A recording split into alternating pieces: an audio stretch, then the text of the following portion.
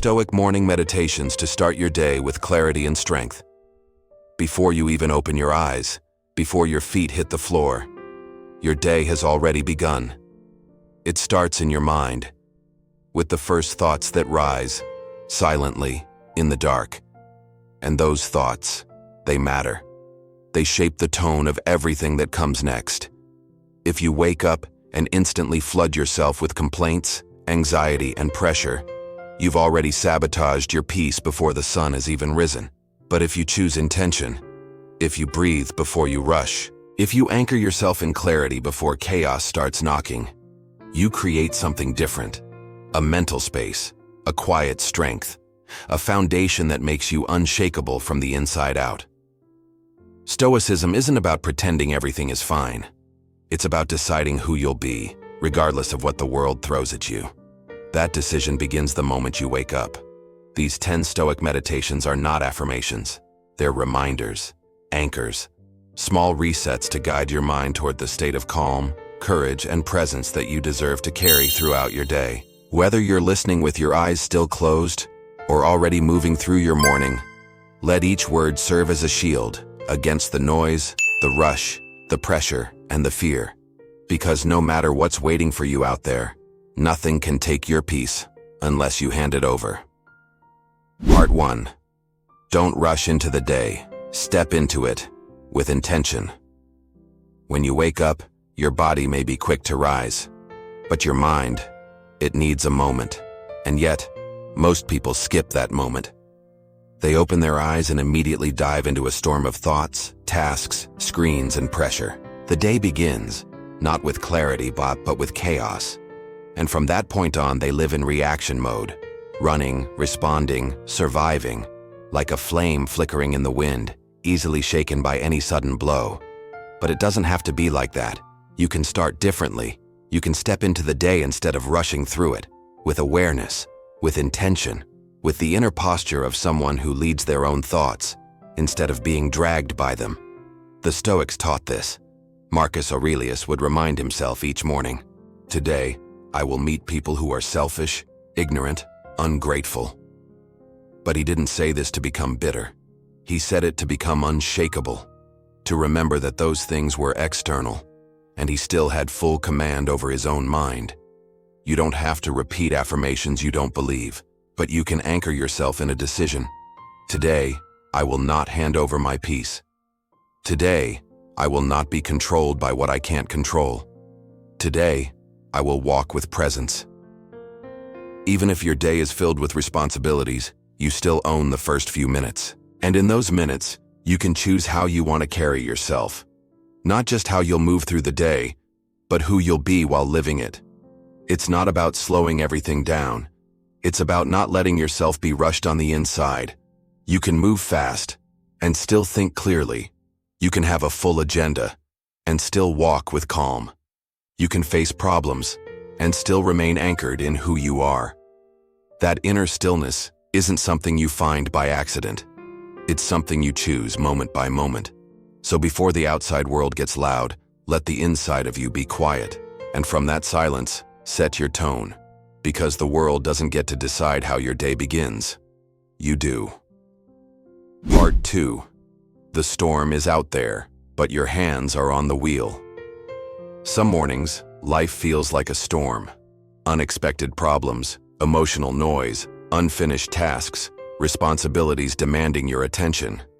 You wake up and it already feels like you're behind, like you're being pulled into a sea of urgency. But here's the truth. You are not the storm. You are the captain.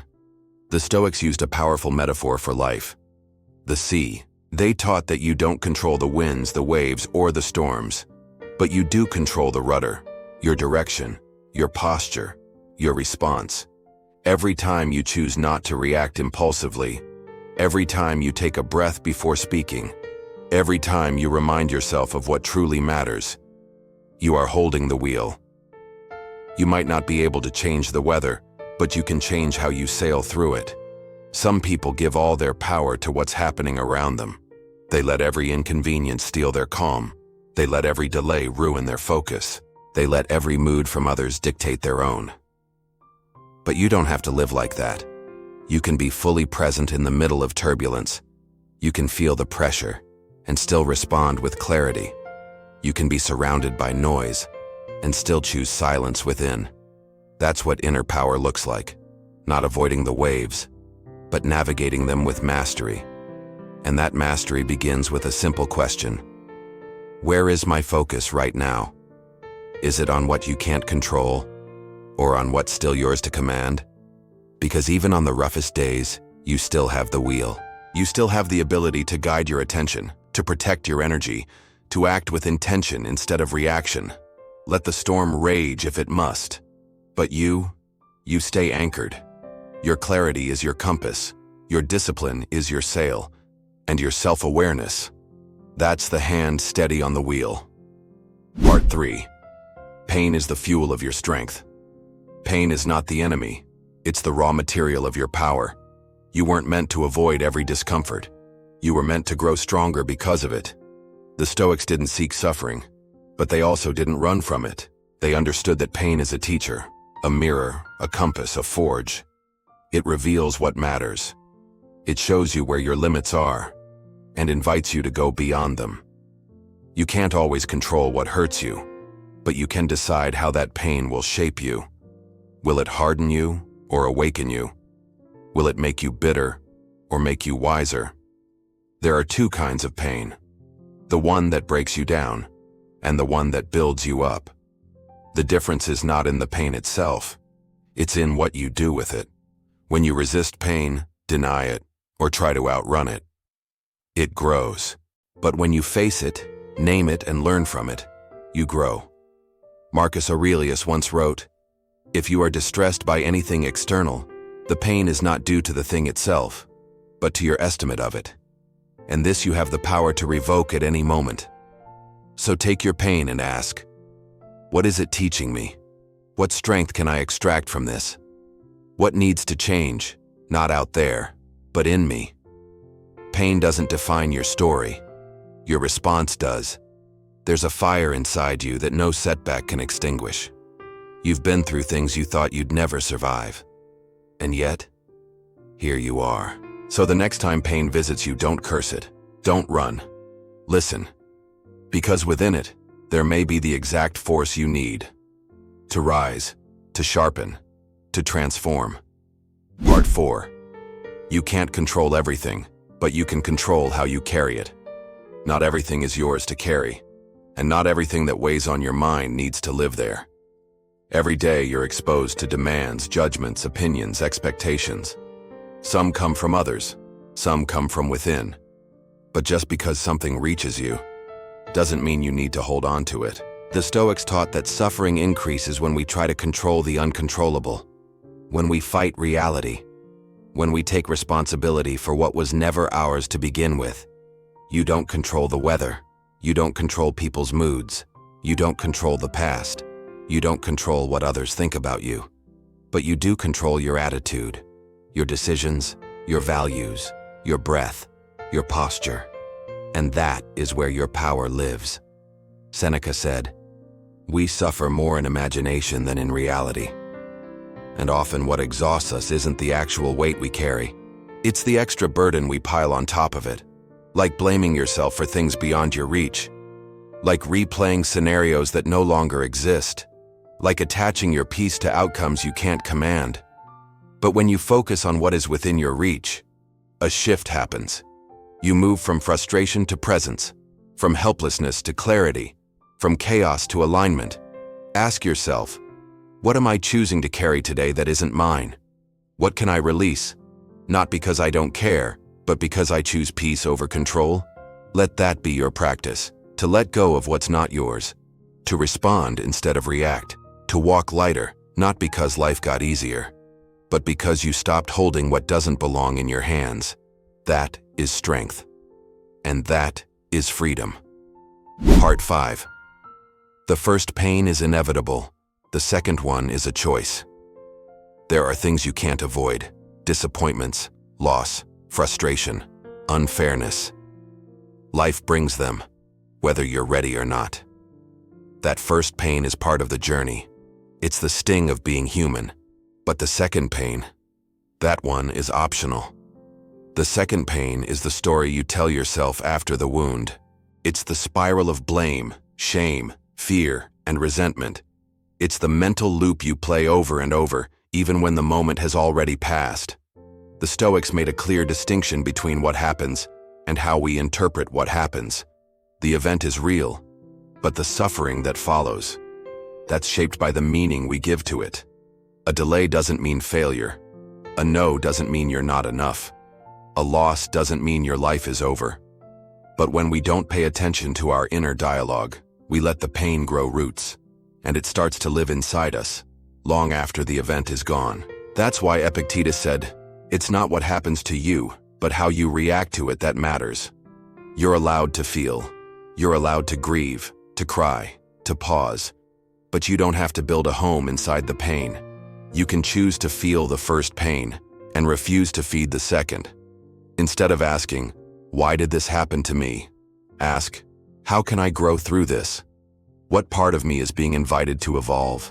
What belief do I need to release?" There is wisdom inside every wound, but to hear it, you need to stop scratching it. Some scars are not meant to disappear. They're meant to remind you of your resilience, of the depth you discovered within yourself, because of what you went through. So feel the first pain, then breathe, and walk forward, lighter, wiser, and more grounded than before. Part 6. You don't need to control everything to be at peace. Control is a powerful illusion. We often believe that if we could just get everything to go our way, then we could finally relax, then we'd feel safe, then we'd be at peace. But life doesn't work like that. The more you try to control everything, the more anxious you become. Because deep down, you can't control other people. You can't control how the day unfolds. You can't control every outcome. The Stoics understood this. They didn't seek peace by controlling the world. They found peace by mastering themselves. You don't need to control the storm. You need to control your sail. You don't need to control what others think. You need to control how much power you give their opinions. You don't need to control how fast things move. You need to control how steady you stay. It's not about apathy or passivity. It's about clarity, about choosing where to place your energy, your attention, your strength. When you cling too tightly to outcomes, you become a prisoner of expectation. But when you release that grip, you return to yourself, to the place where peace actually lives, in the present, in your breath, in your posture, in your ability to accept, adapt, and act with wisdom. Seneca once wrote, "True happiness is to enjoy the present without anxious dependence upon the future." You can plan, but not control. You can care without clinging. You can influence without forcing. That's not weakness. That's maturity. That's strength. So today, remind yourself, peace isn't found in having everything your way. It's found in walking your way, no matter how the world turns. Part 7. If you don't command your thoughts, they'll command you. Your mind is powerful. It can be your greatest ally or your most convincing enemy. Most people don't realize how many of their emotions are shaped not by events, but by the unchecked stories they tell themselves about those events. A small silence becomes rejection. A delay becomes failure. A look becomes judgment. A setback becomes identity. But the Stoics knew, what disturbs you is not the thing itself, but the meaning you attach to it. If you don't question your thoughts, they grow wild. They multiply. They spiral. They trap you in invisible cages. You end up reacting to fears that aren't real, living inside scenarios that haven't happened, punishing yourself for things beyond your control. That's why the mind needs training. Not punishment, not denial. You don't have to believe every thought that visits you. You can examine it, challenge it. Ask, is this true? Is this useful? Is this helping me become who I want to be?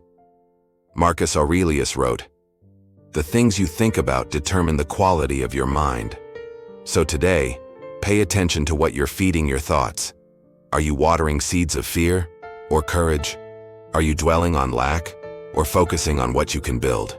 Are you reacting or responding? You are not your thoughts. You are the one who observes them.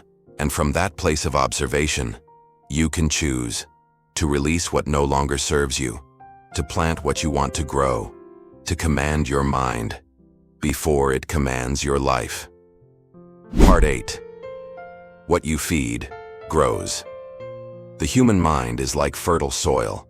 Everything that gets planted, beliefs, interpretations, thoughts, has the potential to take root and grow. Every day we receive seeds, words, emotions, experiences. Some are seeds of gratitude, calm, and insight. Others are seeds of resentment, anxiety, and frustration. But what determines the harvest is not what falls into the soil, it's what you choose to water.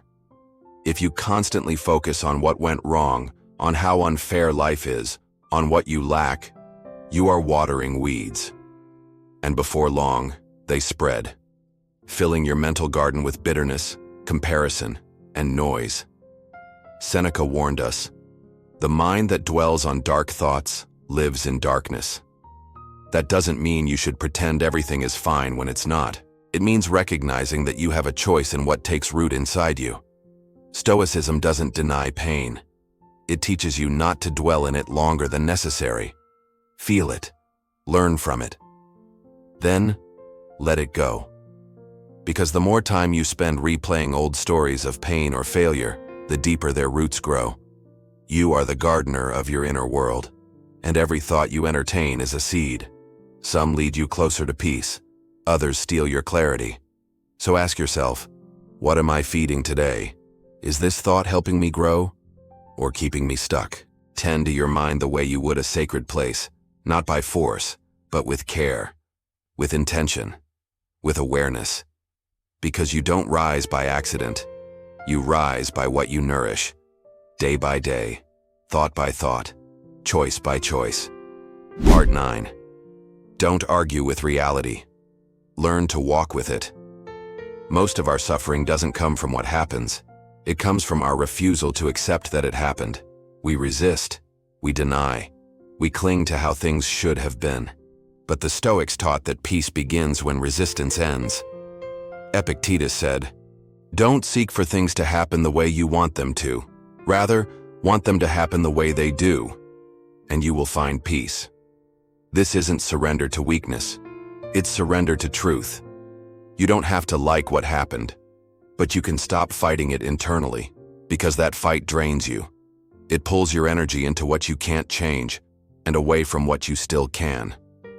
Acceptance isn't agreement. It's alignment. It's recognizing, this is where I am now, and from here, I will act with clarity, not with resistance. The more you argue with reality, the more you suffer. The more you accept it, the more power you regain. Life will break your expectations sometimes, but those cracks let wisdom in. They teach you what matters. They shape your perspective. They humble your ego. And in that humility, you discover a new kind of strength, the strength of someone who moves forward, not because everything is easy, but because they are no longer at war with what is. So take a breath, look at what is, and say to yourself, I accept this moment, not because I love it, but because I choose to be free in it. That's not giving up. That's choosing peace over the illusion of control. Part 10. Return to the present. That's where your power lives. Your mind will wander. That's natural. It will drift into the past, replaying what can't be changed. It will rush into the future, predicting what hasn't happened yet.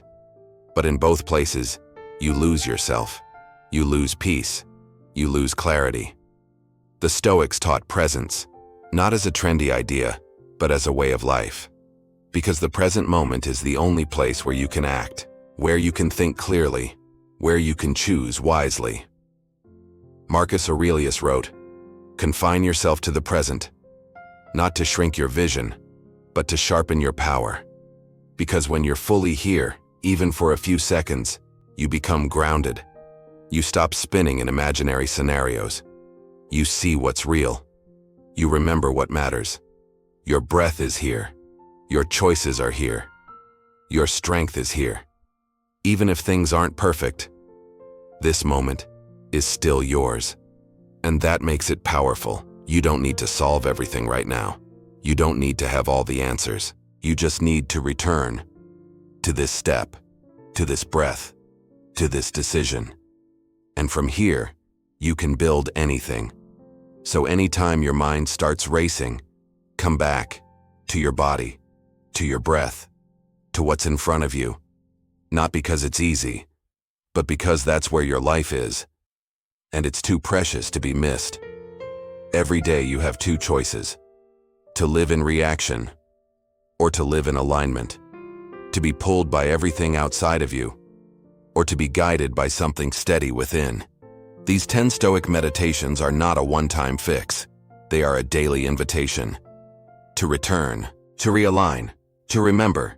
Your peace is your responsibility, and your presence is your greatest power.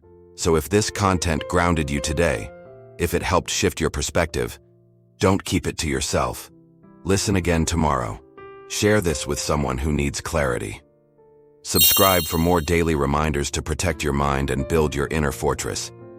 We're just getting started, and there's so much more ahead to help you build a calm, resilient, and unshakable mind.